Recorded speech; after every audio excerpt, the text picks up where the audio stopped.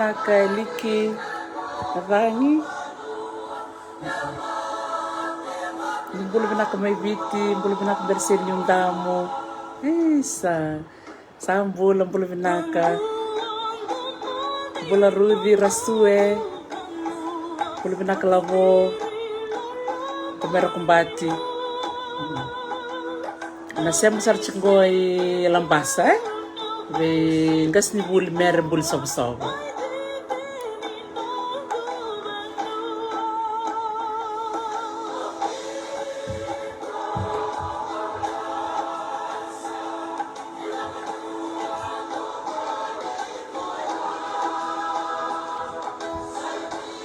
Isa dong bulu may Mongolia Karabosa bulu binaka kei Karabaki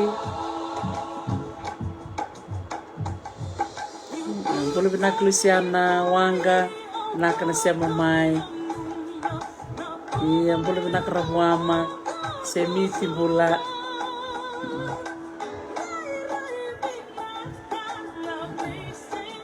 bulu binaka Chone Batu iya isa dong bulu may nandi Akla di biar rakyat cukup bekai, may biar tur bakal turun buto, dan raki.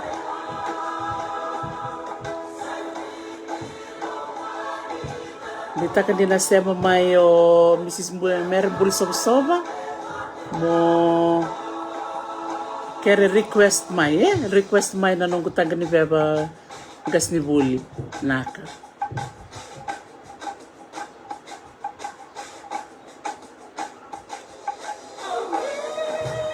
Bula Glenn Asem Thomas Drabikula bula binaka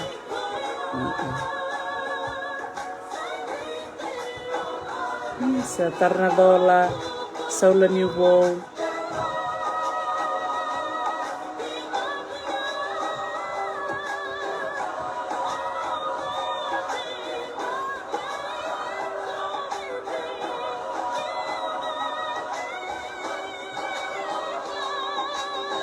Sagas ni buli mere bul sobo ke warong cukumai moni siamo main na live iya sila nga may nanom ni request na ando ng bulukaw ito kay Loma naka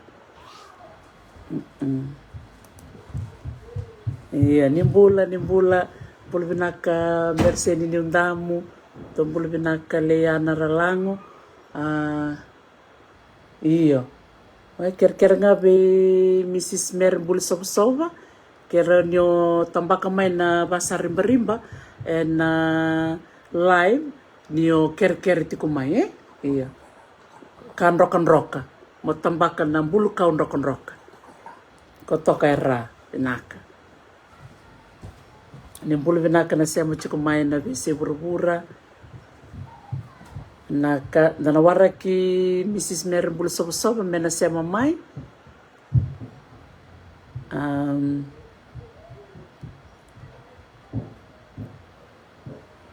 iya isa babi ni binaksar cukup bali bikim ni na siya mati kumay au na tobletal mbya kamo na bitar bua kero sa bital no chili semberan na bital nongo iyo isa kento mbya kachiko melambasa ni bitar cuki Mrs. Mer bul soba kera nyo ni keri kwe nga me tambah kamay na baka sa rimban rock ay tiko na screen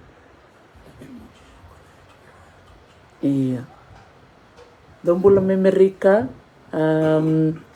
Joey Hudson iya kaya baka ito mbaka biki mo ni ero friend ti kumbya kay Mrs. Mer bul soba kaya baka siya nga usa na logout talembeka no taray ko ranyo taray iya ucap na telepon tumbul may Canada Mrs. Mer bul soba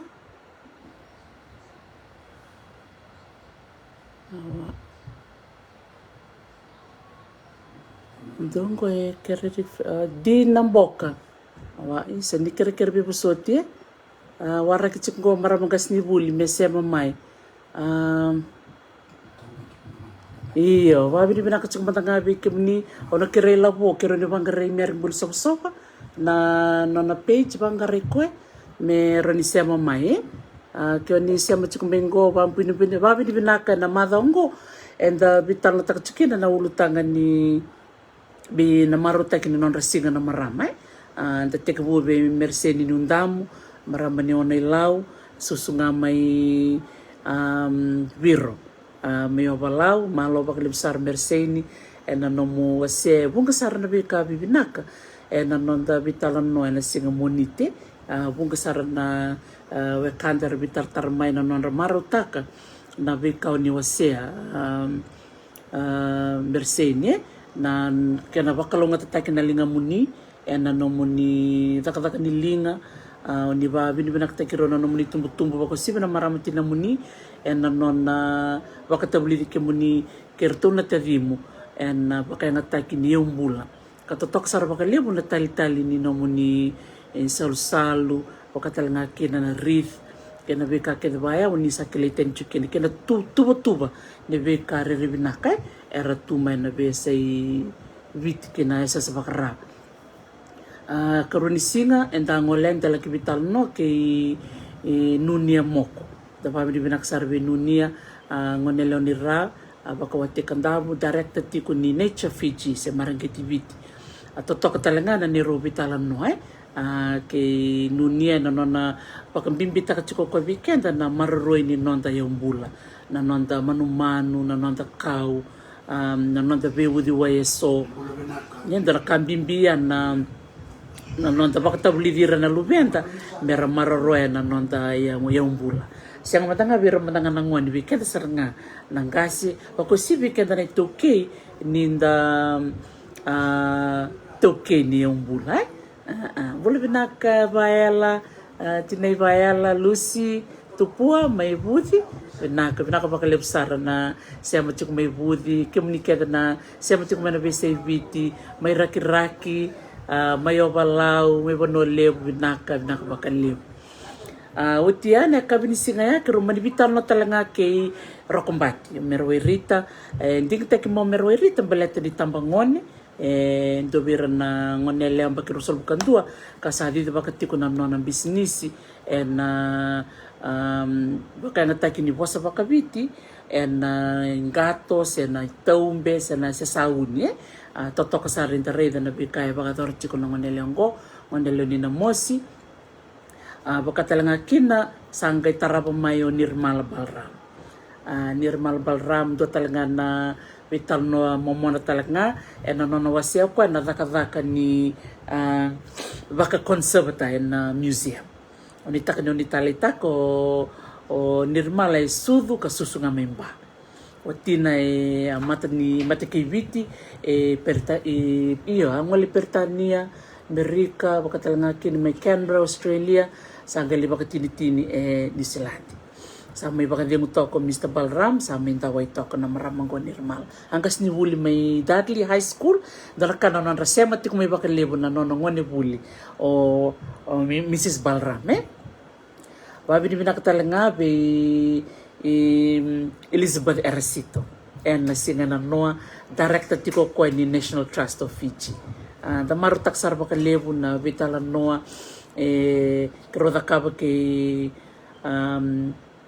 Elizabeth ngai mata takirto cuk mana kando mirotuma takila niu irana kando mirotuma na chin kawalual sang bulkan tua sama isemo rotuma kiviti na non rotu daka bata na matento Ingilandi me sama ingali obio rotuma kiviti lambul sar cuk Ingilandi aku ila toro nakabaka lebu na siya matikumai yanu bakatalanga kina berna bio kaningo may solandamu may tabuka may kandabu mutumbula binaka sulia silau ababini binaka bakalibu no musea matikumai tono wekanda may kandabu ababini binaka ni yakabiti ni sika bakaruwai ngo may viti ngo yakabiti ni bakarumbuka Hawaii da marutaka ni dona tiki ni ngonongo da may tambe bata da may vitala noa da may wasi wako simu ngona kena maro tekitiko na maro tek ni singa ni nonra na marama na singa moniti ni kawal ni singa na International Women's Day.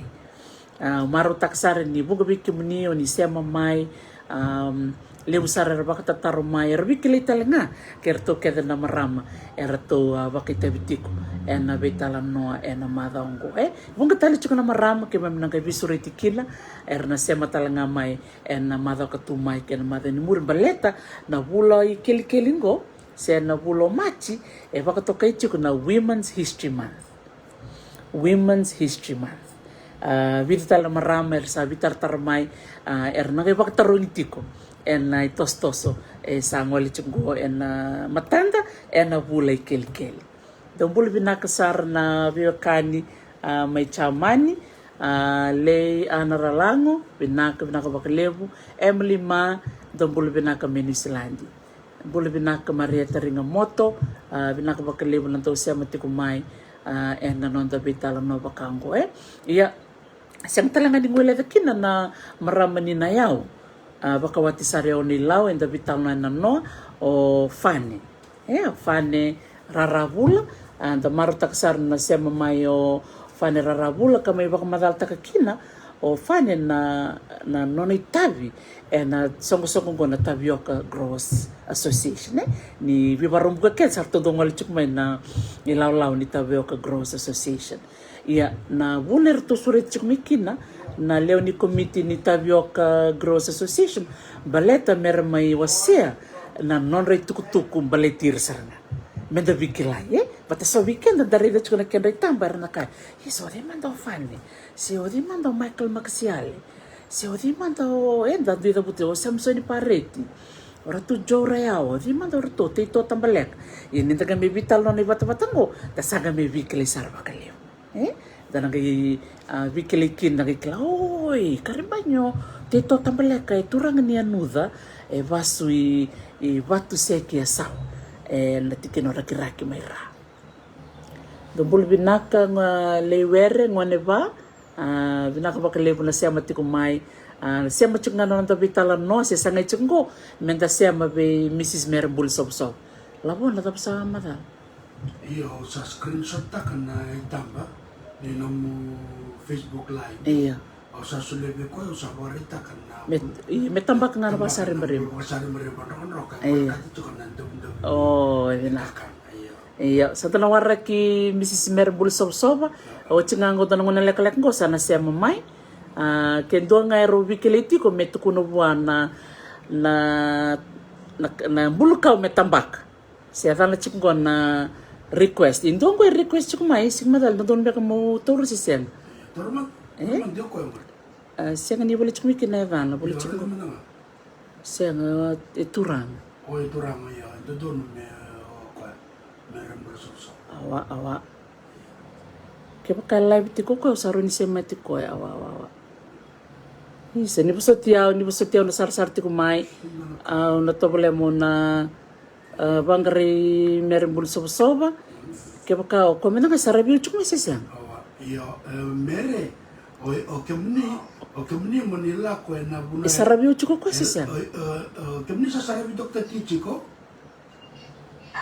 o kemni monila ko na Facebook ko Dr. T o sa live chiko na buna live chukina motam sangelak sombira banang bulkaw na kanrak ko tamba o ko mi durra mi lom iyo sandon iyo kuno naman lang turo malwa naka isa kero bi so charchka di bikim ni nasem chukumai sabaru durmengo na wekando Merambul Sobsob ko maramang gasni wuli gasni wul chuk ko berto na early childhood Senta Melambasa yana buno ding teki merkin baleto na non maramang do bingarabi ber na lalai o klando talaga na kambimbingo na non do iyo na non suriti mawira na marama solito na non rangauna bako sibno non baka tabulide na luventa kira saranga na kalalengo ngoira namba kilima la kusumbwe ko talaga buku chukuni presidenti ni Fiji Early Childhood Association evite to vako chukina na maramango iya awa manda ada manda ni sana turmai sesiang iya isa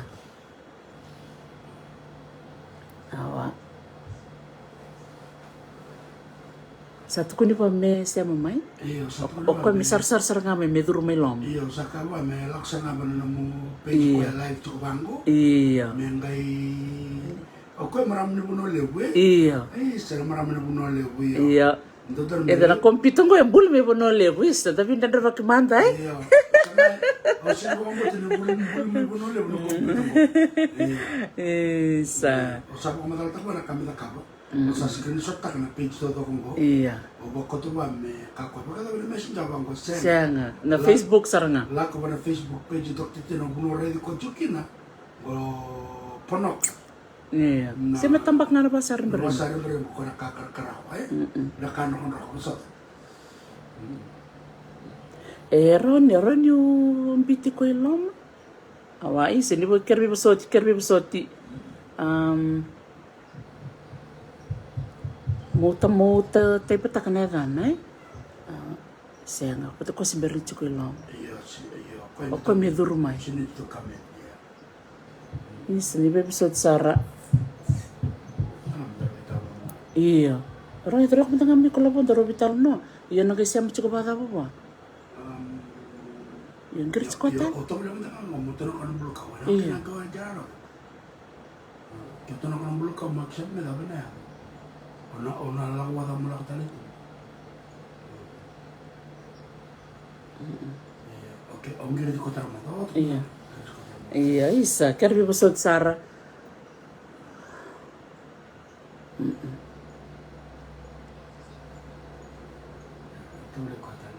Dobe ka naman sale. Dobe ka rin sali ba kasama main?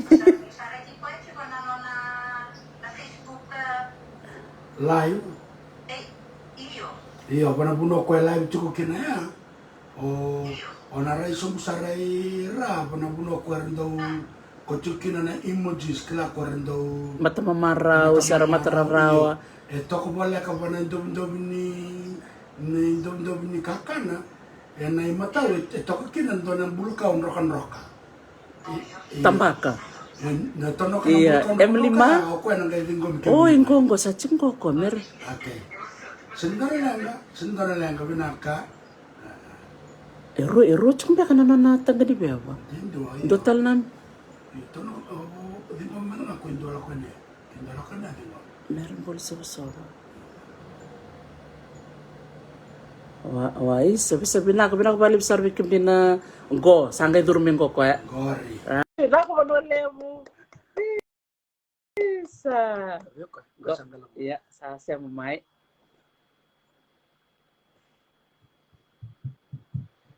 Iya. Lembar search na tos ni kami buno lewe. Iya. Satu semua. Well, binaka mere. Ya, apa leka.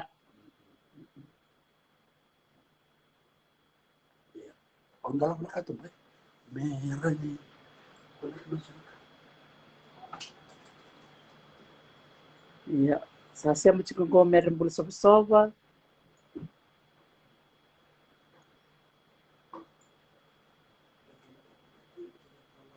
Oi.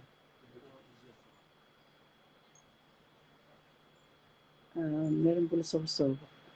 So, beli. Iyo ko sa sarabi yung chikumingo. Iyo, go.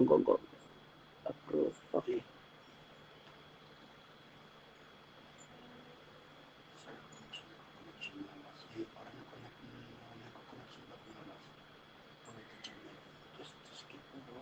Iya, ini sebenarnya balib sarbi kim dina siam chung mai sana chung me semarawe mere.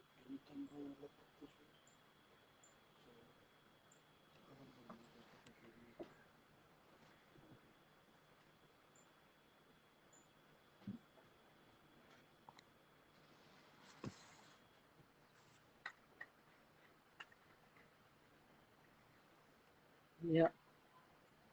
Sasana chung me sema rende chukula bo. Ini network baka malum.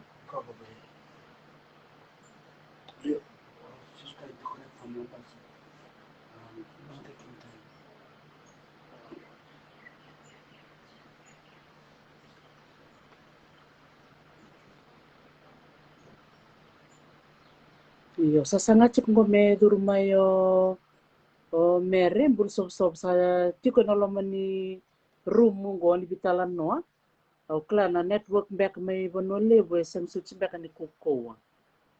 So Isi yung tata, kaya tara na tata. Yung kay direct may wifi.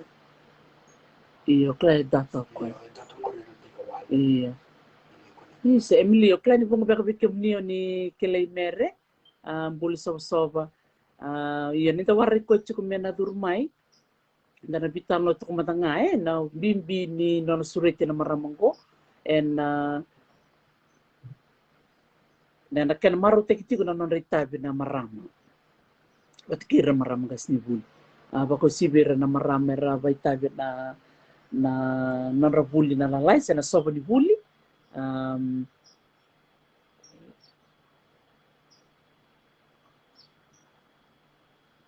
ya da marutak mo na kini ni tiko do na maram gas ni bulingo meron bul sob kara kini ni ngole may wasiana non italan no iya okila na mo na libo tikungo baka rendre baka lilay na non na sema mai awawa ko to na zoom link senga chukumbeka na non na laptop Coba ka naman rendre na non na sema mai meron bul sob krusa na vital naman nga kilabo mena dana vivo sita kamatangan na vital no bibinaka ya na loma ni magango na vi kada suci manda kiroa bulida na vital no bat ki merseni yung damo o bolo tiko ngone erto vital no chikin bat kerto na marama ke erto vital no na magango dana kana lebu ni vi kada bulida o samay na no mga kina iyo kaya kasara manin rendre na vital no bat kay mere bul sob ko sota mere sana bian rendre tok na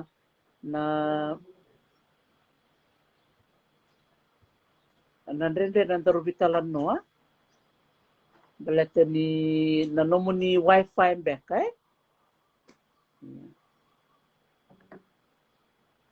baka rendre ti kung back siyang sar ni rambay lebu sar back na network yeah. Pero nasangay ko ito kumatanga, yan yung tawara ki meritiko, natos yung matanga na nung tato bitalan no bitalan no bat kilabo, meto ba niro ni duramayo mere, iya, bula ko. Iya, bula na ka tatiti. O nano mamen, do matanga na bitalan no tawara ki mere, ang gas ni buli mere mena durumay, menda bitalan no, ronin do matanga na bitalan no, men paliti merseni yung dam, nagabsot na vikay enta pulita may nabital ng balik ti mere mersen yung damo o Nunia Moko no Merwerito Bulindilo o Nirmala Balram o Elizabeth Eresito pat kay Fanny Rara Tiku manda nabital no nimbula naka nakbalib sar na siya matsukumay di na ni rendre na siya mat kay mere kaya bibusoti ray kaya bakasya na kero na kay vital no na madamengo en rerito maka nga me kero na vital no nga bat kay na zoom en na bibinaka dake balet ni eroni din goman na computer nang bimbin computer no kay chupili Ralulu Simmons nanangay tobole mo wasya na numunit sa computer be mere bul sob na mara ko tuman blata bayaw pakay sana sendra ni semramo ko sa isiro sarangan ni dingom ko na computer ko abang bote de kaya sarangan okay iyo sando tingnan mo dali iyo nimbula bina kana wekanda na marama baka bibikim ni marama na magango na vital na takam titi kemuni bakan dito na maramo ni hindi kumay. Kaya bibusoti, isimran kamay busakit. Iyo. Berkau talita ka na vital no ni magango Dr. T na nomuni bolembole kina nomuni yalo ningu na maramo. Kami na maramo nangango na wakando ko may ngonongo o mercy ni nilamoy. Already ni nomuni lansuno sa login sa mo ko. May laksa baka rong taltok naman. Nagtalong ko baka mulusar chika ibikim ni Arnayandra. Mrs. Nindam. Indra kanga ubuli da bana maramu ko na baka ngatin ngom. Nona talo takatoko buta chuko nambani. Saya takapa chuko na kai mabitiko, takapa chuko na sini Kongo, warau taka chuko na Kango. Nalo mga nindo na Ana yawa. lo mga nindo na awa na kakit ke dia bata chuko na kaya. Na bosa baka baka ra na multitasking. Takapa chuko na darmo. Ye bikin natural. Na talento ba den kuni bikin mali.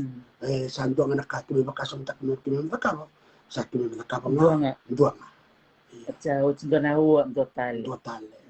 Koya nakau tali takina ni sulsuli bikin nakalo ni bimbuli o choba. Na sulsuli bikin maram. Eran ni takapa chuka ruwa tu naka enan do patangan ngo. Ya ene bagari tingko ni baka ngatakin ngona. Sarauta me lebu naka, sarauta me dabuta chuko ko na maram ko ni baso ngo. Ni selngan ni ton. Mendua na maram ito ke na daw. So boso bol chukin na wakando ko na bagari tek sarang ako. Ersa bakar tin taka chuko na wakanda na bisa bro. Ene bata ni bibu le wakato ke ni barang chumunga ko la toro. Ene bata ya me tiko buna ya. Me loreti na talent na maram. Au dura kaya o baka sa mata kitchenang ko may nakoro. O baka sa mata kiro nungu tatay mo tikiro nungu bumbu. Erang karab na panu. Tarab kita may namus na magambaki. No namus kor na korturang kito sa turang. Sa mata ubira ng karab na panu. Iya no raida na maramo ko na bakay kor. Sa may matantek may bulakin na nabubal. Iya. May raw kinanaka nangonan rende nangonan bakobi. Au biyon to na kaya o bulikin na bakalusong na. Siya rin ito na tikin na ngayon na. Me bakalusi. Ang ito ko, minarosa ulo ka manawa. Alam mo na sila. Sila tambo sa ngayon garabiti na nakalo. Nung nanala ko may loto. Yes, ang nito yung mabuti na sumaya. Eleutan na kaya ng karabi. Me baka rota ka na magatal. Esa tuwi mata na mga. Siya naman na naman yung makasa. Au niya, doon mo na kaya. Au bulit ako. O muna kan doon kau tali takatalan na kan takatalan ako na po sa baka on, right? Na activate. Activate. Nilakbat mikin sa chikula tali di sanggay takatakin ng ngona sanggay baka batukan at takin na kaya na demo. Activate ni lebu may na buat. Ni lebu ko ngono chikuning guaw. Sambadi luringo ni sambadi baka sa gacham. Nakaya luri baka lebu wahe. Namusuka na yung doktor tinambula ni kere-kere. Tinambula ni baka rarami. Tinambula ni baka wele-wele. Baka hanggang sumandangan na chinanda na nanonday sambe ka nangon ni kwe. Sarang kayo may indotong ano ba nakanga sarang karamta. Doon. Karama nga naman. Doon may pasang karana kenan doon na kamala kaya. Yung hindi na ni sa mulmulun baka na tinaniman. Yung nang kayo huli ng beka. Ano matangkali baka rin tikabaya. Isang walang ano nakawalang ito na ka. Lebu na ka oran no takababata. Ya nakater kita lista lang ay bali. Ano be ka inda huli na may biro ng ditumtum.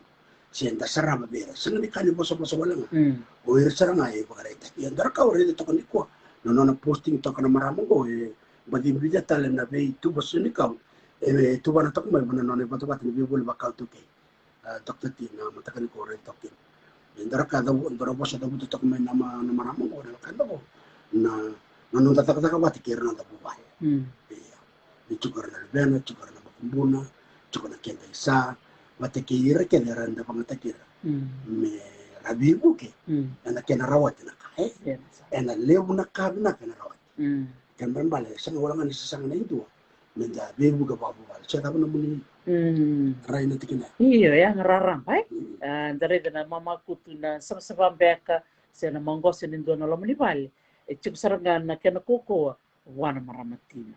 Kung ano kina dala ka huli da vale bube mersenye ni lutak sarcheng no mersenye unda muna no ni tiko me sabsaba me baka ngata na no ngauna baka ngata ko na buate endreu tiko se buati ko ngonong ko me baka ngata ko kagan chiko baka pertani ndo tanga na ka barta ko na value added baka ta kana sini kau siya nilak manoko musuh ka nga sini kau nga sa ready to siya na uzi siya na tamole siya na tapang nga ito siniban siya nandraw ni Vasil ko nakasanga na kamo ko sanga kotal mo ko na bisin ko kinang ko sanga Italia na tanaya na value added sa Italia men gamin do tantal tu na ken na bulim-bulis do tantal tu na ken ribay sanga bakalim takasar na saw niken ke kami musuk ngamen dona sini dia bunga ena rere lima na sen ena non sa kami talio ko na kaya kan kaya lim sa ngabulan do Sangge bang takir na marami na bibuli baka tu ki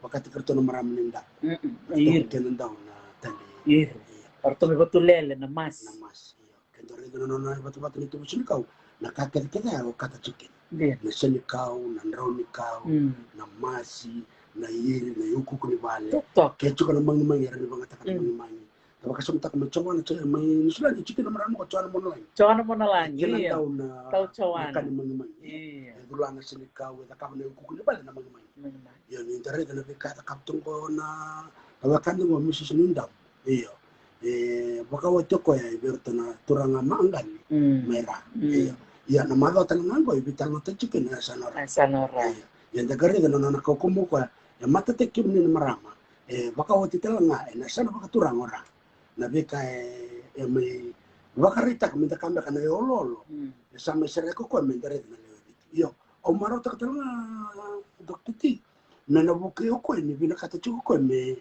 daka bendo na buli mara baka buli dikina na marama ke na sana ke tau sambo tali na matanggal na ba ya ker chuko ko me ke pakaro ni dona NGO sento na isong songo tipo me taka pat ko me rani somo baka labo na non rangangando ira na maramatina ker na ngonele ro baka watibo na non rebina kata mera buli na te senikau mera tali rakaba na rif rakaba talangan sol-salu kena bika kena rakaba tiko na maramongo sa chiko na ya lo misana ngole na BCBT ya kema kai tiko so na maramera bakarong tiko domingo bika na bekan tiko balangi Amerika Europe Australia say na tokolo elom bakata menda soli bakasam menda bito ko ni bana maramongo chiko talanga iso na bono rene kere buku kina na kandango cukup ya orto na American Embassy elebna wakandar sana pakanto na bisna api kursinga sakila cukup ko ya mata ke orto na maramando lo musudu may na itasi wati kamukam iyo elebna ka American Embassy cukup talanga orto na species na Pacific Community orto tokon talanga bakalebu na damo na organic na tite kina bekay da bagadore so isang member na bibo kaya na kanisa chuka na ngale me bagay garon ko na kanga chuka me nangay semua tiba takinan tuwa din erto na tokon ko catok binak sarang api kursi nak bale bunung kuya ka api o api talaga bikim ni na marama kira turang di barom tu may kontu virtu na administrators di boli bakaw ito ke kono bata-bata bita-bata na wakando ako ilator turang ni dali doon chukma mingilandi au klan barong tat nga menongononggo malo bakle bakwila na numun raw takakabat kena maramo timuni memain dua na nantai bata-bata mesimati kede na itu ki dosar ngabir nanto waitai bakle na biboli bakaw itu ki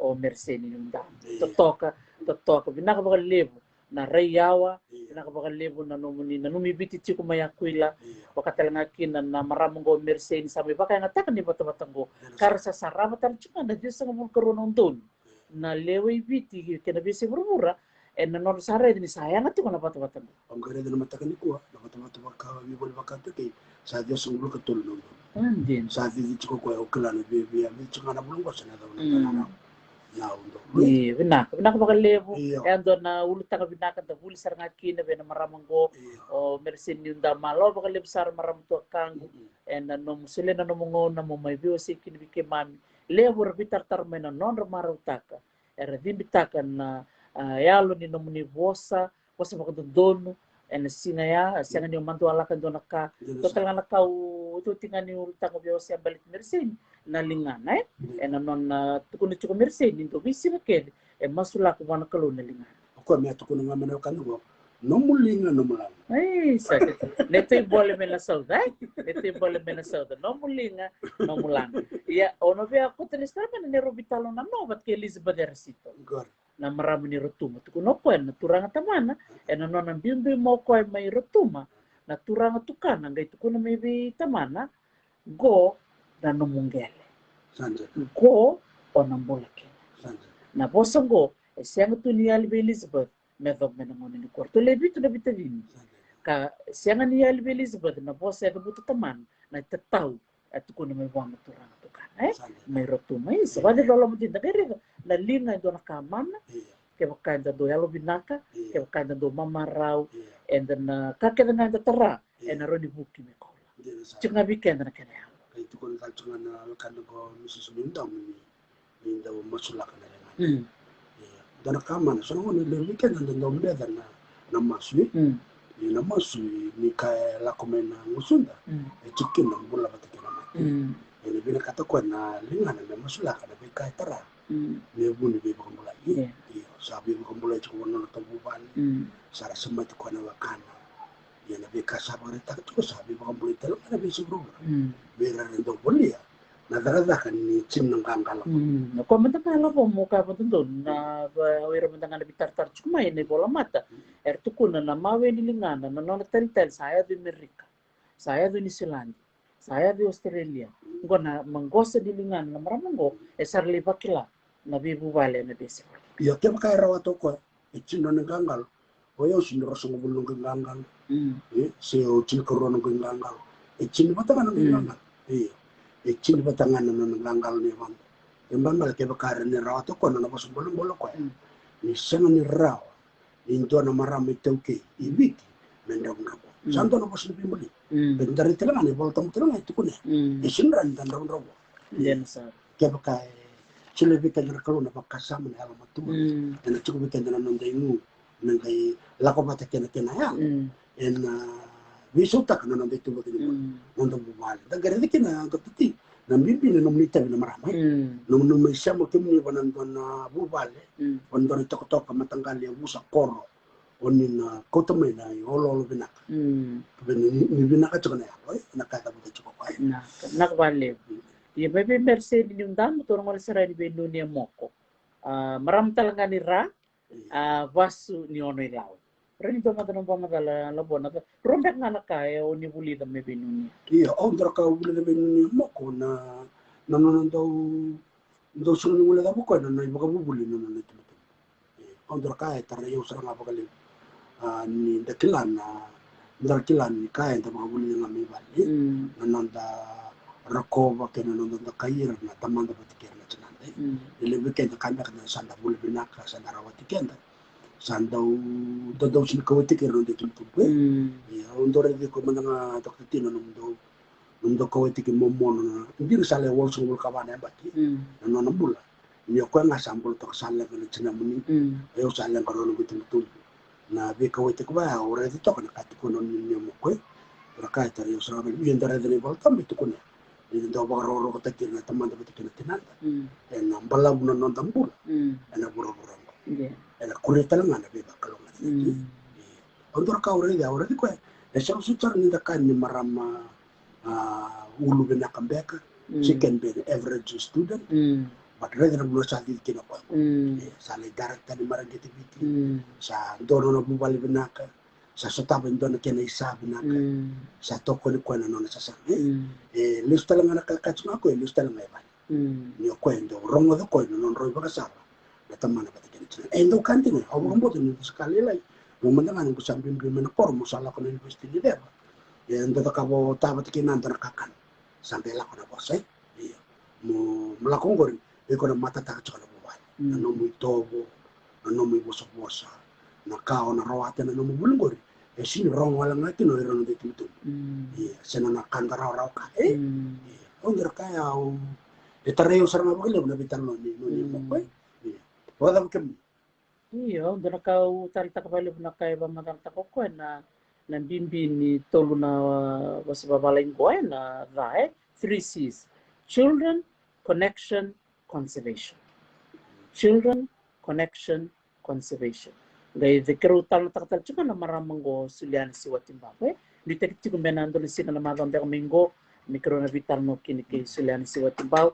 Eno buku ni non itete kang garabti ko mi way look na way makare forest farm. Le utali tak na kati kuno nunia moko ni binakat sarangan non rabaka tabli na ngone. Weekend ni tumbu wakatalangakin ni sarangola ni korni buli o ira nangas ni buli. Merata kata kapatikiran na ngone buli anak kana buli na kau na manu-manu, na kaya bulida ng raki, Ke cukup boleh ketemu dona wudi wai roni rongole na ngoni wudi wai. Mer laki buli ta saranga na veka. Itu bak buli tira. Dona kau tali takabali na kartu takabana na songo-songo gona marangiti bi. Tuntal cunga ko ni cukon dona group na ecological camp. Mer laki camp. Sama batar cukna na kaitu kuno nunia bat ke Elizabeth Elsie. Ni cukon na to eco camp. Era gando lako na ngoni ambaki viwa kina ambaki cinka lima. Mer jigtek mena bi korni bule bitu. Bitu na ngoni mena dona korni bule. Mer laki sota sa cukon dona heritage in young hands mi nanronga mi singatok. Mi taksar ngakin baka lebon dun donga na kau betu ko na labo. Wira kita na baita bichu na eco camp go me korto dito baka na National Trust. Aurita nga baka lebon na baita bikin na lebon ngon India. Leli bale ngon itu ke ya dona kau na biang boleh kina labo. Baka sabi kita na tumbo. Ni barong chuko me na kabina kan ko. Gamba kana no moni rai. Ana tikina na gabna bune rangu baka lebon na ngoni bulangi merlaki tiko na eco camp wango. Dona kau boleh kin weekend ni tum ke sala ko min dona bol ker ke sa jigte ke na lebih muni merli duru bena eco camp ni marangeti beauty se fi National Trust ni to ko dir na luben da se tu ni kila matin katu ba bena tanto Ini sarang kandi dona rai bina kaya apa kasam tara cukan nyono ni maram nera na satu ketelangan na baka na itu ba ber na cukup bakon na rota kata wachikin no o Pacific Community, South Pacific Community Species. Watakin na French Development Agency na kena sangay may tanggomakin na panongo o deo na kauban range. O makani range ko ninyo maraman ni Rami na nibi yun na kauban range doon na banwa sa beach ko bakawawa may kakuan ni tanggomakin na banwa na buko ni be kau ketika na be man baka marili itu kun chikin ito nang boto ni biti ya nano man isa ya na raso bulan na baksa yo kala na bital na kam ni mata nontor bital nontor nang sar la kina na non rasa sang tu na be song na tango magandang na o na kau bandera ito baka sum taksar na baksa ochi ya ba kau itam cuk may orto na talno chat o na maramay maritamen iya pul bina ka marita Dopul binakan na nakatiko and talanotex. Iyo, orto ka bakot morto songkon na damna na siya ko ya kwento sa ito na laman ni bikaw. Orchid na wild orchid. Orto bakot mo wala kang ni rosa mo na itamba ni wild orchid. Na bunongo na kauban reche. Andin. Isa sangay mi wakati ki sobi basin. Na sa tangko maki me ka kuni bakadani kuni musu na kau merani retunga na non reche ko na. Nabi man tikin ko na biodiversity. Yo pa matal tak chika amblekir na ngonin tin on rungu meraduru. And kempa ko. Weekend ni toki ba ambek talaga non dare na museum. Ni le weekend. Esandare tan tunga nabi man munan nam dabi ni ano na ika kwer na num chuma ni sana baro ni rayali. Ko ya konde to chuku weekend na alin do baka mentala koba. Balate betor na nga o yo susume na korwe. Ko na sobaw ni bekao na dalungo na ngingi chininga ngingi na dabe na dormon mundo katika kwa na flightless bird kwa laura talanga na kawana ondore dole mana ko so weekend na toki baka sa mbakan ni tukun min dalay kamba balat ni sama to ndare na beka iya bata china bana museum inda tukun min dangan de bana museum sini baka me Menda malelepe. Mandalet kini, belato kita nonton boleh nak koro ya sekarang like living museum. Ina koro Ya na museum kena bi bono bango chicken na buli. Bitalia ke makau chicken lo mni koro yo buli de chicken mo ka. O buli de chicken mo ika. Bi de manda na ika na mo batini na wudi wa ndro chicken le sin mo koro kila. Okay na lili sarana no koro no klampe kana bo. Yo kita mana koro na ika ngani wai. Iya. Na bi matanggal libo na bi matanggal ora. Kada gali wuli bena iko kembo ena ngai tito busar singken bali nyongon na mosi mo kilatu na be kai tu na no masli kor na kau bat ken man monsen chiko no wuli da dormenta ta kam batango ni ruchuk sar na ken bunwa ye bunwa ni manu buka era bunwa ni kau Wini ika. Iya. Wini mantangan ika skalolo. Iya. Ertu na kena wini iya bita taka bat ke. O tali taktalangan na bi kaya baka maritak tumono niya mo ko yan na bi man kina bi ka usap wala kani kenda sinigang karon na erna yale extinte Din. na bokay na kulaway na kadaw ni ngao sangga juga na ikin ni biti ko tamba juga na ruanan dala iyo na dan may na korna ikin ni biti na ngani batu iyo na fijan ega iyo o kasabta ka may na korni so na ya kabon ondo borong tunturong at nung nagdautan ito na may no be ulo ni bati ya ni bakas untak sa lang ito kung talaga o Dr. Judy Phil ni kataw talaga daw bakas untak nga na may ulo ko naman amos na may bato man amos Yun na mo tubira ka mo orang mo sana o sanda kilito nga nakataw nito ko nga nilo sanda ko Iya, dato na may nga nakadaw. nakataw May kunin biyo nakadaw ni nga. iyo balat ni ko naman Iya, di sangka may kunin tondo nga nga, sangka may duki na may kadaw ni nga. E ko tali na nga, dato bichiko may namo sina kadaw. ito ko no Dr. Judy Phil ito mo kayo sa karang mga mo nung ko nito na bat na Fijan Falcon o ko nga ni bato ko na na pagabiti mo tangay nga ni bato endo ko ni bale mo na ko endo re nga nira buka to do rulte lambir ni sa to lama Iyo, marotak matakan ni nanito tite may nga saunraw. Lew sarat nga ni bato era sa rombulat po. Nanito wes ni tite as ni vale. ko kay bi na bi bato le tan na Iya. Ang ano doon ay tabi chuko weekend na ito kay nakambimbiyan men da maroro Kako bakat kun chuko yaw nunya dara kay to kuno nunya. Na sinaya na no to kuno ko ni lebo na nguna erando na nando tubo da ka mo kenda urin to kuno yaw. Sa do bato weekend dare nga dorman man sa tor na bato da birik. Sa mato weekend ya. Red na kuli da tor na kaw da mokuta. Go misabi na katawan nun niya, bir tambang man ratong balag mengo, mesako liwir na matagal rin. Alam mo rin na sana, alam mo, kamindo wir na, kamindo wir ka na sa naman man. Ondro ka na bir man mo ndo ka man ko Dr. T and balat ni sing ndo may makaramte ka man kila ndo nga ka lobby ndo chan nung nga lobby ndo tumay le taw le lokan kaya baka nga na ikay indala ko nito ni kada basa nga na ikay indala ko sila ni pati Australia Rawel. Red non ra baka maringgeta na kina sama kami na katu rangay so mendalay saraba viso tak sarma na ko na matanggal viso ni Raya Betul mesaya. Betul mesaya do mga weekend mendaran na kami betul ko na po ni beach na kana bigito na ko na ula tundo la ko bitaw na like Kaya ni pa man rin. iyan rin na kana bigito na ula so na three flying frog jumping frog na ko man na ndo dikito la ko biko na keliu na baka sa sabwaka nakakirikida kimi mire do man biko en botol le tok na hindi na kinarok so roka da mundang kata so roka so kalolo and era bibiso ta kan roka camouflage era buka ya ena buna sele tu kene ve kolo baka kena mosi dolo kene tasir na baka sabtaka dolo kimba na dolo kera na belo mun dolo kene kene baka tala kene bonole iya era tuki na be man na bulingo e bakaram kita na bibiso ta kan ndara Din saranga. Hindi na sa Iya, ko saranga sa nakakirobuli na may binunia moko, nakabaliw sa tao nunia na nung sila ito na numungaw na mo may waser na nung mo nakataka pa kabuli sa do matatakibiti na bisi burbura already nila mo nang una ulak sa Europe Australia New Zealand vivo no kedo sa butuk nakabakalibut tao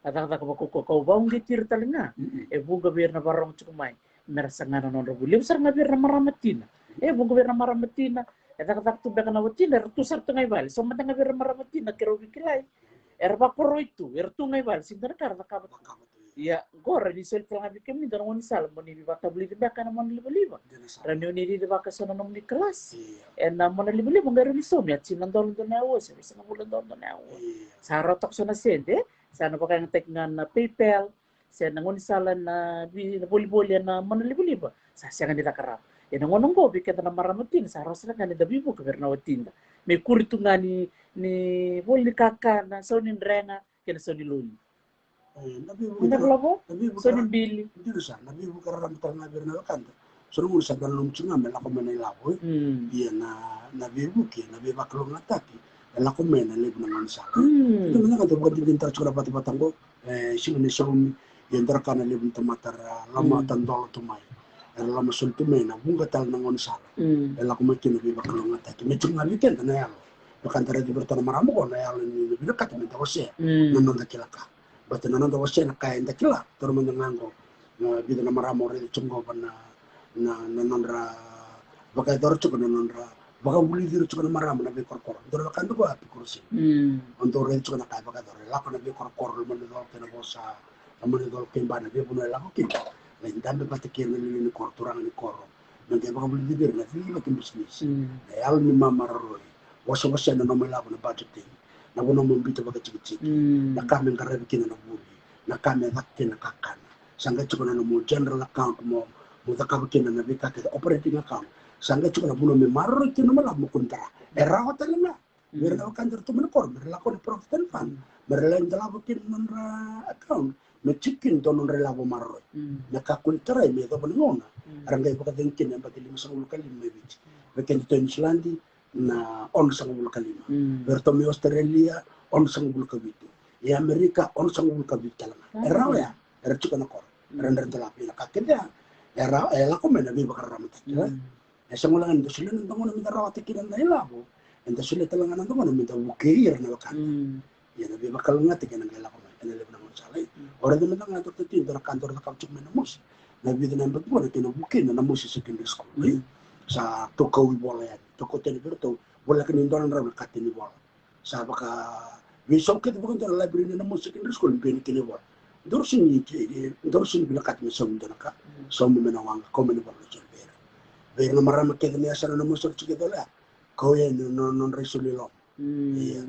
Solamente no bubal mo Babi naka, veci direct. Iya. Nakabalib na mi Roberts, kerto na bubal na Roberts may Rus, may Campbelltown. Binakabalib ta linggo na biba kalong atatake di Sulber na marami na bisay biti, kalong atakino na mus. Oh, tali takin na matagal yala ba ito tibia mo ta kan ka ubuli na yan non daw solyo non daw sa wala man bato kan daw sa kinakanta kila. But nabibu ko sa mga metarayir na lokan. Wasip terakhir tu anak kor, right? Iya, mungkin numira nakalalay tak weekend. Nda ka ba taon do nakatalangaw tali ta kabali bulo po na ulta go di sole bakit. Ito buti talangaw fan rarabula na kabinano. Na non da ka ba to do nakarse ta kam makasar na tanggasi. Nangono makawe. Iya ke baka da ka ba turma de lima si chin na marama. Mera ka ba chin manangan maram libitir chukumi Brisbane. Already chin mi hazel ni barong to minggo. Kota na mote kontu bir na santo bibu ke bakal lim bir na chukumi na kor me na musya pabi dim naksar chukumi kemni na turang marama na bisi buru-buru ni santo bito ko na ni kor taka chukuma na lama may biti na cyclone na Winston o Yasa o Ana da red na yalo vata ore no la come turang ni Korea na yan no baka turang o yo kia main besar na ng bata-bata. O ndo taka batasar na maraman doa lay taka kia na bengi project. Sa kausar man non reloma. Tarayer na tingala ba. Sa bag ko sarber. So yo na vital no may taka na bata-bata mo. Isang wala nga ninda may bosa chicken meron na karan darongoda. And darongoda talaga na rebak sa lalakan. Ya may baka batukan na kanda. Tukun na tiko pero rin tukun man ninda baka ito rasa tukun. Kita tukun na tukun na tutite iyo tukun na tutite may nakor. Cukup nama liyo cukup itu balik meviti.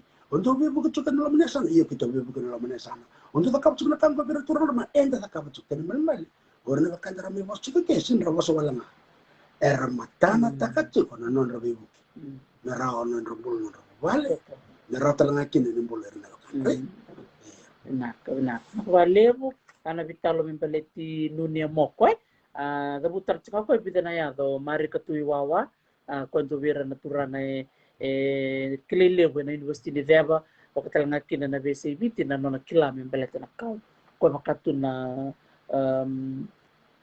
botanist ndu talanga turanga solo bonda na ivalu he was also botanist turanga ni kanta sa baka dem talanga anta kalonga tikini rachiko ira na waitabi na waitambani wadindiki ni kau ni manu se wira na taka as ecologist nagereda nyo nunia mo ko kwa kami chiko na ecologist na iti ulutang ay sol chiko ba ni kwa di baksar nga ko na ken marroy anon da biyong bula wilikin na ika na man buka ken veka ke de tu na del ngel totoka ba ko wala ba na moko onya ko ni alamo na moko ni kunya iyo me na mosi iyo na no mo ko ya wa giant forest gecko. iya awa wari tikun runondolo chikadiwa salitaran dito bal sa nakara wari sa nakachunga malo na titi wari takin bana sa ni nambaran ni batu ya o tarahin doon ka to subula ka di baka bakilan ni doon ka baka wan rabiya chuko iya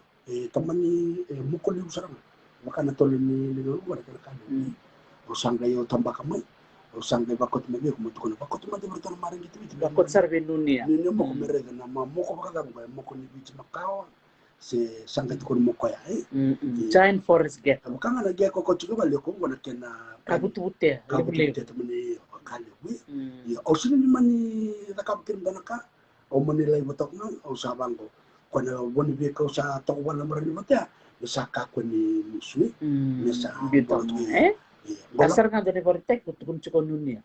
Meka kunili na ngonan da sanga nga meta musukaw senta baka matian bi mon ento kunya bata minta marro abatin da siang tun kila na yang ni bi mon bang ko kachuko ya nunia ele buna mon ko da buti chuko ko ya na kulawai na kavau na vokai bi matagali mon teleso na kaka na beka pero kada na bi mon bang ko lo era kotutu na buwan ikaw sarangay koto abo que me agarra tum na mabota na buwan da kuwa na buwan da mano na kau kede ela sigite iya karendo kanyo na buwan ikaw sangare makatete na sa o sangare tumukin na kau makau na sagao iya na yaka na kau ni bekaw ikileten kinabici Pasa na vital no bat kiro kombati na ulitangan ni takang bisnis. Ito na ka rin ni pamatalkin? Iyo, berkau nomro sa nomro sa nomro vital no, nomro yaw mo kunyo nomro vital na batki ko ni ngwana ngai bali.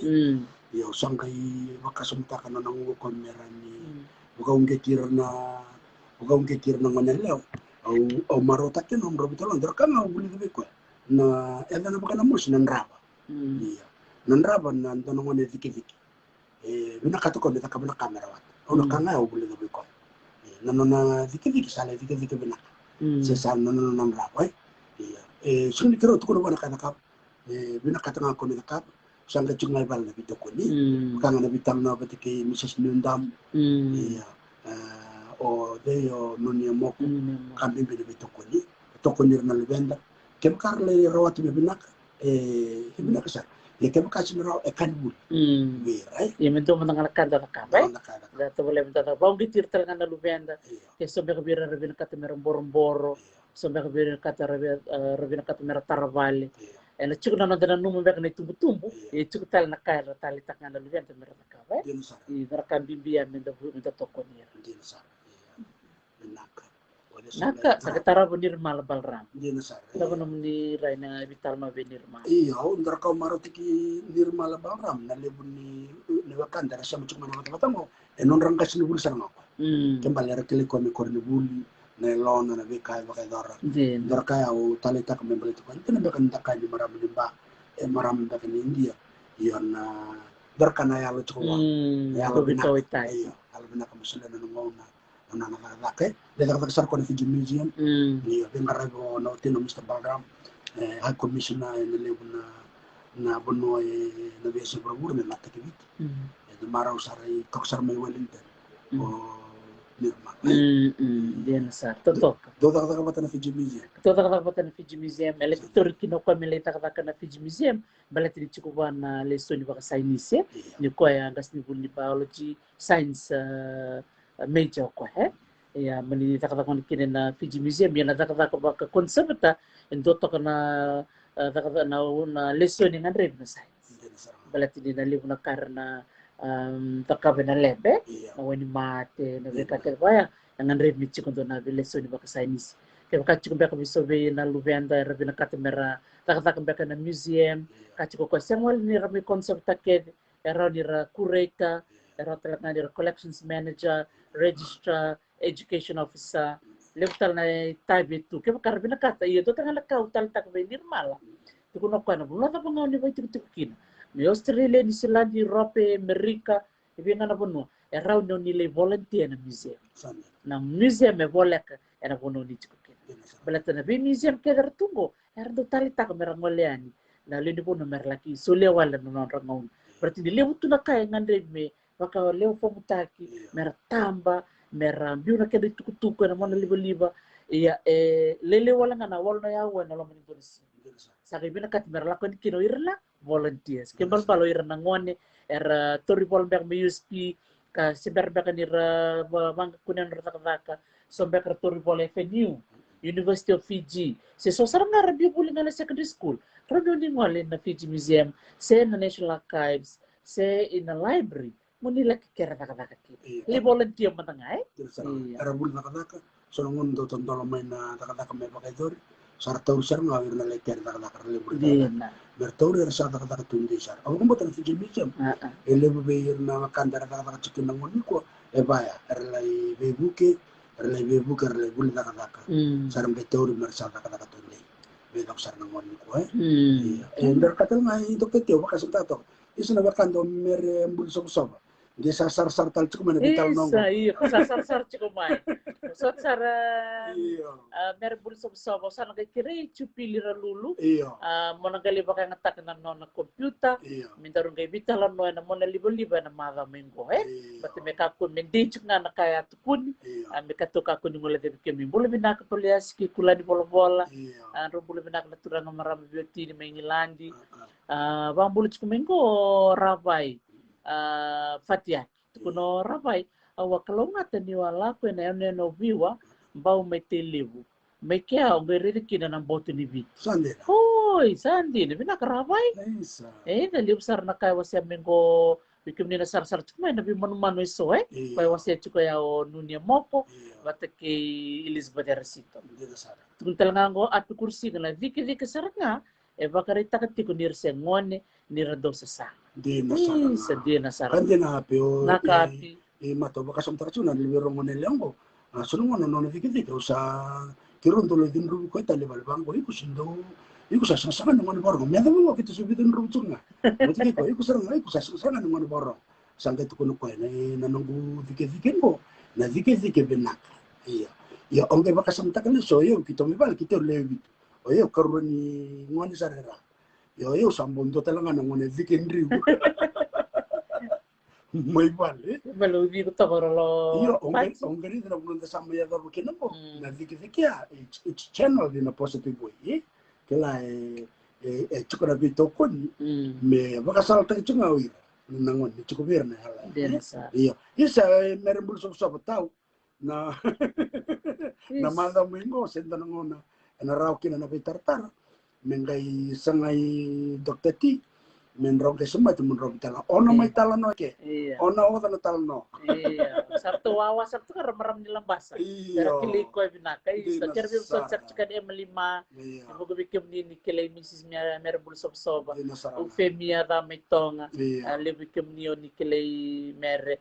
Kunilenga. Na laku mayo mere na maka kutumai. Na ngai waseya ni na tigni na daba. Na ngai ngol mikino komenta me bitala no. Ndo tanga naka Dr. T me dorwara tama de berna kantara borong tumingo basu bul katol na device. Kiro sarel chukana bital na kin chal chukana imbak sao chira na me bakateron. Ora metal na takana non retal no takana non video. Me sana kiro baro di bakatangan ko dari program nilai. Me rosa ngabul se tul sa ngabul na minit na be turang. Na be maramang bala na me bakateron. Me daka indana video me loreki na ka benta bulita. Turma na vital no ke o Mrs. Minda. Iya. Na vital no ya. Nakaibang madal tako na wakanda ya. Marami ni ono bo. Elebu nakalele berendan data mekina minda bulita. Pero sa vital no tiki Dr. T nang kay Laura Talenda makito siya makito lewe tol. Tikito lewe ba and live na Facebook. Nakita kay vital no tak na tapos ito ni bulita. And na video sa na katakoto ni andwa. Ya de ver na kati kira uli kacuma sabala kini apa na ono sa ulo. Na lewu ni video se na lewu ni katakoto ni rakato ni kina non ritala no na viturang bale. Na ve maramang bale mengai sema na vital no me pakana nela sa se evaluation. Ni daba enta bulida. Mana non vital ba chano mon dorong non ra bumala. Ni uchen bumala rong binak pati sindi lewu nakal. Entaran ta buli kin sa ta muni rai to. Iya, klai tu na barongoda na leni benua. Leo na kanda buli da kin. Iya. Yang ko mento ngana vital notal, mena da ko me lakmiki na soli bakasa. Don. Bleta na kau buli to yau na bendindi ke na kai tukuno aku ila tor. Elan to tain na kai tukuno manasa. Tu da kau. Se o kokolomo Iya, enta de me soli bakasa ma de mento taleani na pata ni buli. Tederta, Naka. Naka bali lobo. Iyo nakautel taktal nga benirmal do nakano na rasema mai na nono ngoni buli. O choka biti na kambea o mili bueta o bil pikitei. Kau sana mikilati ko diur kita para buli ken mai Dudley High School.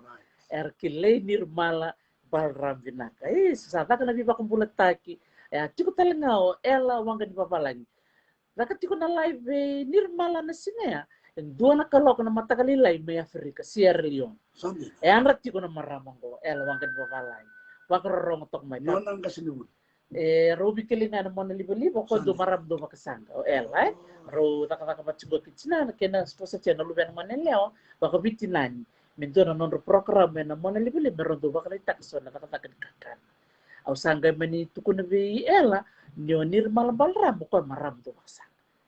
Na vital no nga sino bukin ulit alam mo. Arto sabi kilay baru sa siya masara naman liba-liba. Sana rirido ng mga memori. Sana lurayo. Elawang ka di mamalang. Wata ke nirmal balram. Niro sa makasakit. Kabalo Miss Balram ko marami daw magsasangkat. Marami daw magsasangkat. Kana binaka nakaka. Arosya mo nga nabat kay El.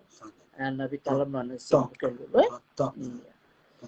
Ayo Miss Balram ya. Iya Miss Balram ya. O tiya sa nangay mengolve Mrs. Elizabeth Ercito. Maraman ni Rotuma.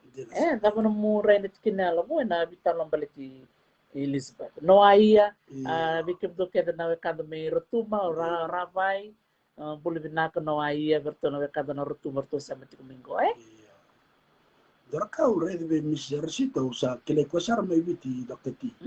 Na ninda sa kilanya ko ya director boli ni National Trustee. Marama mamandua. Wakati ni weekend rito kindo chiki weekend na nambula.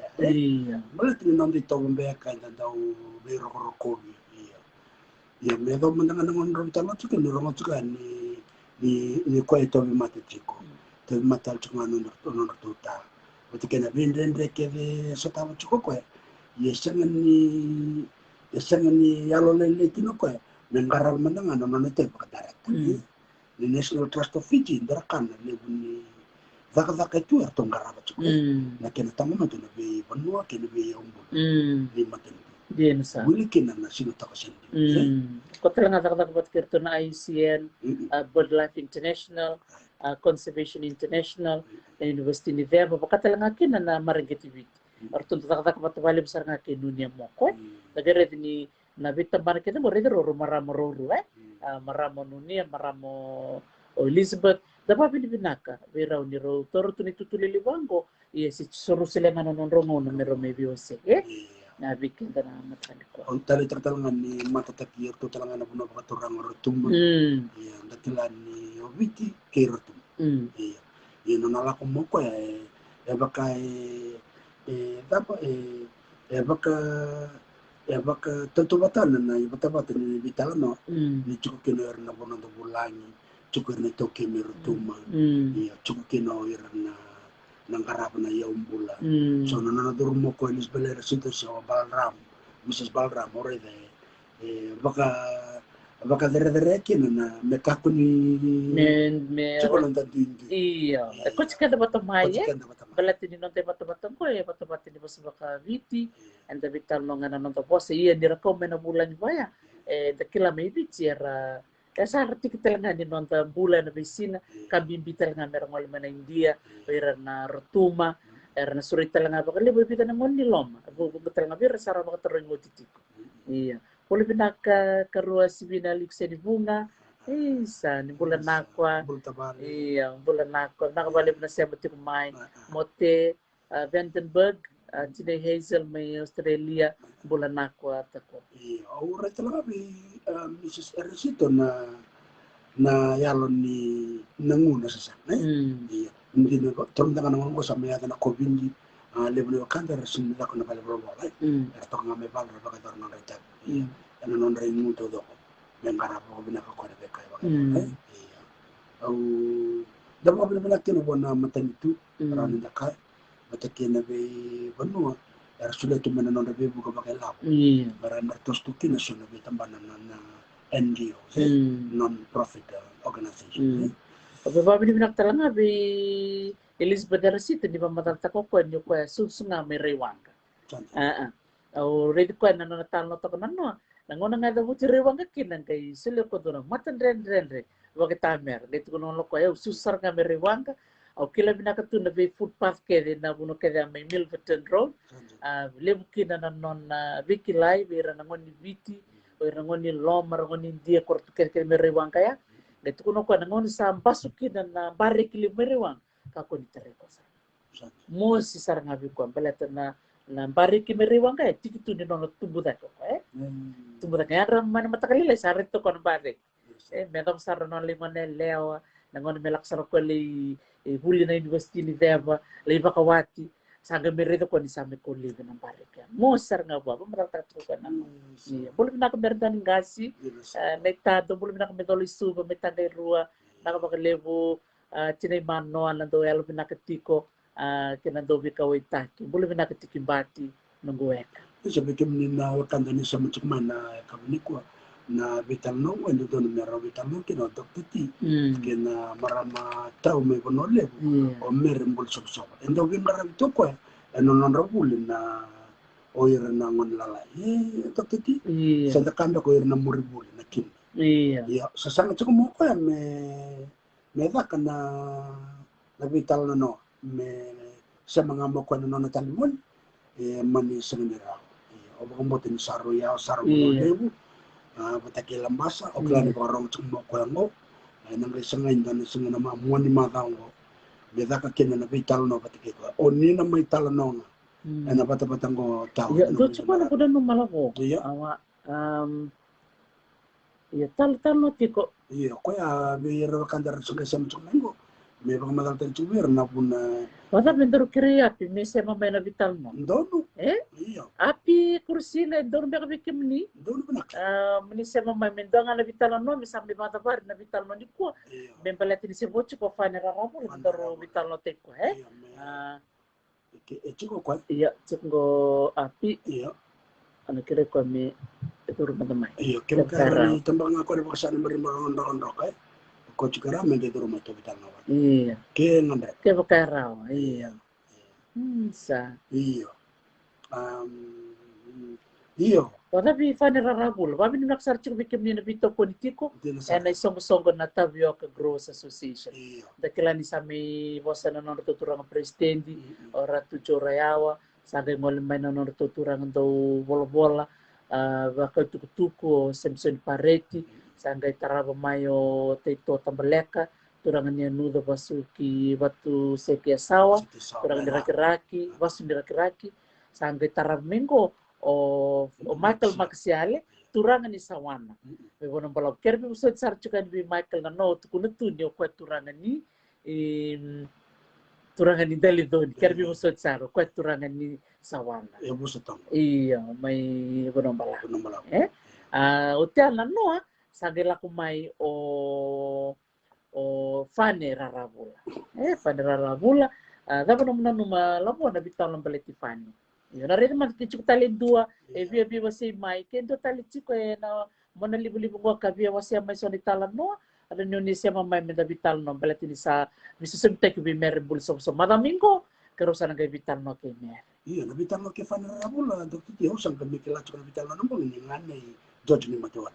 Iya, dakila George ni Matewan, director to ni mineral resources, manangon ya la ko libu Australia, ita kata tu mana sona mine iya sangay au baka samuta kan ni George ya selbi ko na school subda ko mali buli hapa iya namaten turang abuk iya turang do sang kata iya turang do kata nga rondo bida na vital na ni takatukan na panganggaran ni kene ko pamain mai na korkro do vital na bakal lebu iya ndor ka ndor de ko ya o ko na no kata kene me bakal wala me do vital na selbi na katokan na vital na inda kunda iya o sang kami rey lang mo ni rongot ko ni tal no ko yo ka bongo isarauta na kakere ke ni tiku mbak ngami bale ni binaka na non tum tumbera e butek kenda ko binaka ndo bo soto ke ndo dalaka so na mikla ni ngani no jojo ni matewal bango yo sa darongot ngabe ko na bosa iyo la ko mai loman la ko mai lona na non ngume baga dorna taka ya non mai lewe na ko endo virto na executive ni tabio ka gross association au sing ni kurang bugi Dena sarang. no ka ko emba kicil ka bitya erto ngungar to lebi na manela Televa. erto eleva St. Joseph's, Kambul chiko bikim dike na ngoneleo marama ni buli oti mena St. Joseph's Secondary School, may suba, do tukuni chiko erto Waimanu Road, o keto na Waimanu River. To na marama ni adi na kumbao Waimanu River, orto may na St. Joseph's na Waimanu Road. Iya, babi ni binaka.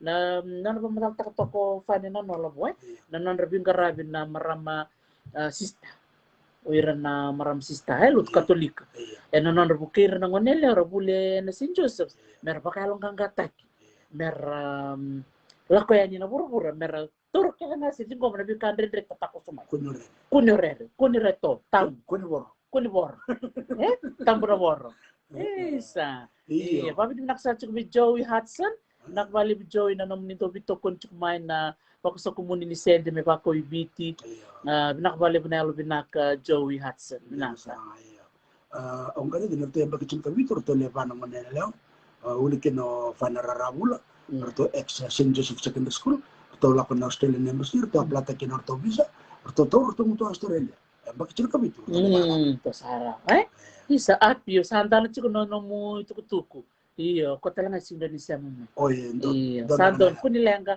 Iyo, dahil siya mga na klan na yun na zoom back nga na raw. Iyo, nakabali mo nung gawin ka. So tulungan nito ko ng data doon din ni connect mo. Iyo, connect back na wifi sa live chiko ganun mo line. Iyo.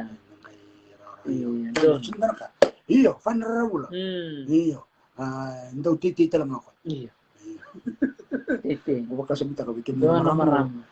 Sini ka moni randini vale oni bakalubeni oni tarnak oni titi tarnak ko sagay binakatakaw tali takbiraw ki natuwati na o solo pero sagay binakatoro mero sale ki off the grid na gana ba nayawe at kung tsiko fane mero kotali ni siya matal may baka na liba ro sa solang na wai ro sa takabangan nun ro tangki ni wai nanon rombula ro sa kakanang bulang-bula ro sa kanang menawere nakakanang raun raw iruri tara na ilo ko di rombula na iyo loro ito may nanalay mare bulang-bula iyo talita kinidarita klani sobra kabikian da kilani salib may biti na mati suriti and da talita ko kinan na baka ngata kinatavyo kala mo melaki komikin na tavyo ka flour balati di gluten free sana rin baka ngatakin na tayo ka flom baka ngatakin na manray sa nampani sa nagabangan to baka ngatakin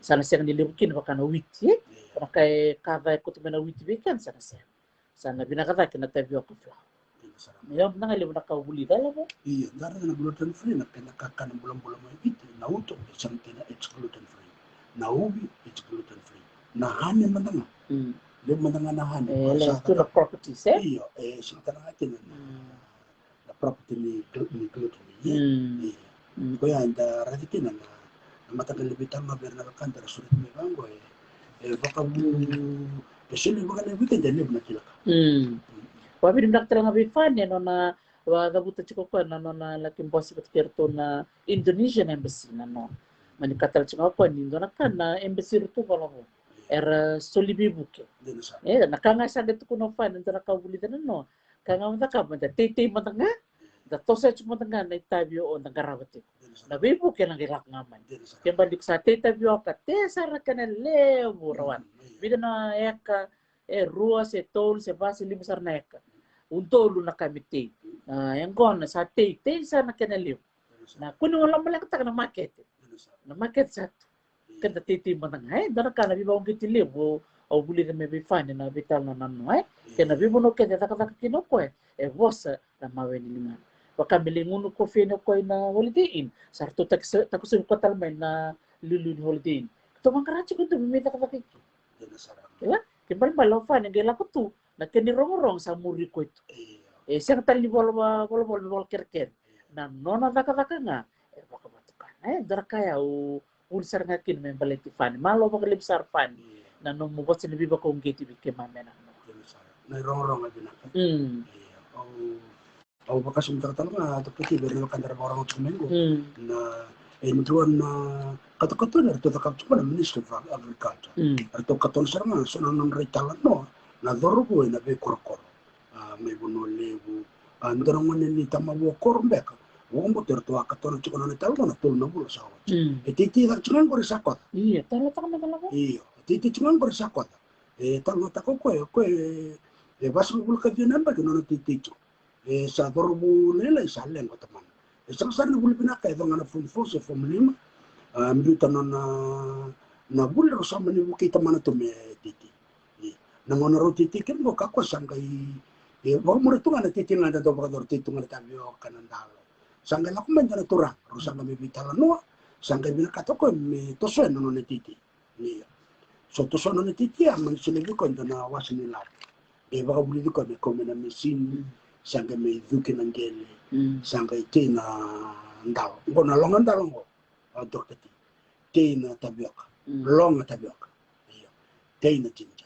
Iyo. Talanga to ko na na ibon. Na emba kisauchi. Bol te kindalo ko na to sala. Rawata mo ko nduan non raw. Tulus ngubul ka tul nondo. Ya na ndalo nga. Bula diwan na na ilabo. Rawata mo pa ndalo. Arto sangka sema me na tamban titi merto buke ko. Tapi talman kena wil nila pala ko. Entonan raw tulus ngubul ka tul nondo ya na ndalo nga na to sala. Ya, oke titi tak cuma gore tamu. Rasul kabitu na eka nona gen. O sa sintor bina kan. Ya ore cuma na kene tamba nona bala ko tarto kan ni sibi mai na valen bola mai valen bola mai tamu go iyo. Nila ko ndona rara to ko bango. Fiji School of Medicine rara. Na buno sala ngale la som kino masun sala mela ko vi LDS samberenia. Ene matau tokin ndona vale le bakanga na valen som. Iyo. Na vale balam to kan tar tu mai balalai. Na nona vale natural. Reza. O sangare ni tama. Iyo. Yo sang wala nga ya nanda. Tetel nga ko na jinja. Era wato ko bitsong bul ko no ndo. Le love me bun jinja na bak sawt. Katuko ko na. Quality ni jinja is one of the best. Not only in the Pacific but in the world. We can market it. Ito man Island to Australia na bibo na jinja ni bit. Ya. Rawat kino ko bitsong bul ko no ndo na bak sawt. Kako na non tayo kasama tutunggo. Sino ko ko nila barabo na tayo ka. Ya kako na tayo ka ni ko to sub ngori ibe ngori valele kono buno rabul tikta ko chiya sara di nga may bi kon na fam ditok na sa ko rabul tabe ka rasul ba rabul ta ya sembar men kan ya na makiti sub se no sorry sabu ko na tabe sangar tong ke torong ko to na tempan titi me kan darong no vira rabul darong no vira na titi tabe ko ko sangar to rotong kay kabe ko na tan min so pagka na da mo sarawat tu ka ko sa tarto to ko vale kono na tu chungo Mesate ko volunteer wabo ko so at least 9 properties. Katuko ko. Me rent ta kana bale, bulan ng gele, darana bale, rent ta betan ngone dingutina sana sinran lititi. Sana rawatan ngamen no no buru recent. Na be kasa bakadaro ko we ko kung kitindi. Ninda rega sana talba. Sana ni pula pinaka. Mate taman ngon sakala lekina. Sawa sa ngul ka diyan na bati no na pangatagyan. Yan no ne bakasa ngaw kita dito kaya. Iya. Na undolo kena dulu dari dokter ti. Lestar kena. Iya. Ya una bola minggu. O sa lestar numus. Semua dalam mo. Bakan tua. Oleh titi man kena kodorobo. Be kerole empati rua sekira empati tu. Iya. Lestar kena. Lestar kena. Si lestar kena bulan kita lagi. Tapi orang benaka. Tapi tala oh ndoro ka usah ka. O sa subscribe sa na no to YouTube na Minister of Agriculture. Mo baka sarap kina na vital no. Endo na torobor to chuk saramay runa torobor chuk may buwa nonon rin song baka tabangan dar satian ko na sa kung kitira bisan na turang rabaka turod nonon rabaka na tenggen song ko naman ko ya kato dokati nonon rabina kato meramuli dele bunaka menda lestale na ngel batorton na namatentung ko baro tao to lebu na bul na susutoa na susunga na susumbul makau na ndaw te jinja na te tomata, na te tapioca, na kakelingan de vete. Arto baro ta turto na keneran. Isa nga ninde sa umenta ka. Iya, me baka kato kaya. Mereka teman tuh na tahu sana kabat. Iya. Satu karabi ke bahasa lima na nomu ekan yang kono pati kenentalo. Enang kaya to be buka morto. Pati sono ngor weekend tapi ker rawili we. Di siang ni cukup weekend na kaya tamat na siang ni bakam butikan. Sa bakam batukan sa cukup na tite, sa tar cukup na mobile. Sa lore na kau na kau na bibu kaya kaya ngayan ni. O bio siang abat tolo po ni mechini na nanda vital no ni kuai. E tolu na bosa ya da buto fani. Rabula na noai. 3 P's prioritize, planning, and productivity. Levo tarong tal cuma video na matakan ko nung lista dari sarap tal cuma video na bongi na 3 P's prioritize, planning, and productivity. Kaya kada nakakabatang go beda bita bata na bika kaya da tuwana ti ko ngan rebe na tutu ka ngan rebe bakali uzi na kada don meliu kaya kini ka tolu ena gelak ngamay na buwa ni na Iya, pasar nga iya, ya kata lang ko dokter na buwan na nang ni no kando ka kursi kan galak cuma na karusu bulu ka bitin sila ni bulang ko endon da kaulia ni ka cuma ka ni tuke nangon sa raw mekin na ka nangon sa raw ka turangan ni tamaboya era watu mo ko bakso don raw tu subu kan tul non nan songan ni dalam oke ona baka ngata ka baka na sena no mo mo binda baka. Ya, maga minggo, anang ngol mikir no mesake. Sebula, nawari, anang me talon obi kendo ko sing berwital nga bangko. En nondo bulan cukup bakan dua en lo mini bula. Sanang dakin na vital no taki ni baka na taki ni labo sarawati mai.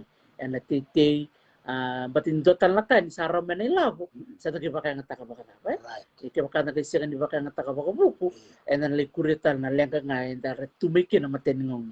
Kung ano kin sa tu kun mo mesak man ngol mai man meraka kinoko na bully.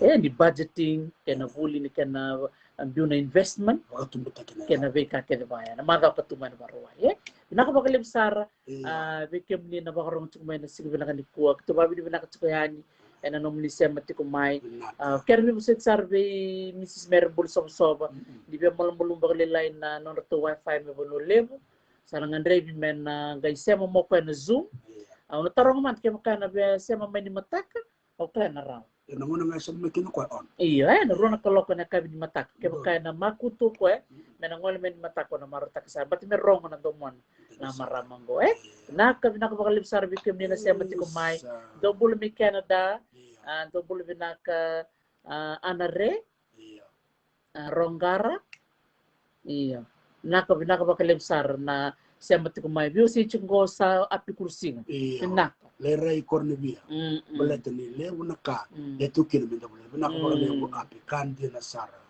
iya bertona ndau na tamban ni titi karena baka boleh lewu naka iya totok sara bakalim da kalunga to keda ni tuki itu naman tanggel sa kabimbi mende sa lista rin akin ngel itu berna bulan rendia sarut mera milyonya ni rabaka ngatak juga nan tunggel tunggel isule juga nalis lewal sara Ibi na rin ito rin na naman. Wala, ito na kaya bibitsong bangan na doon ang rawat na orto rawat ito doon ang rawat doon.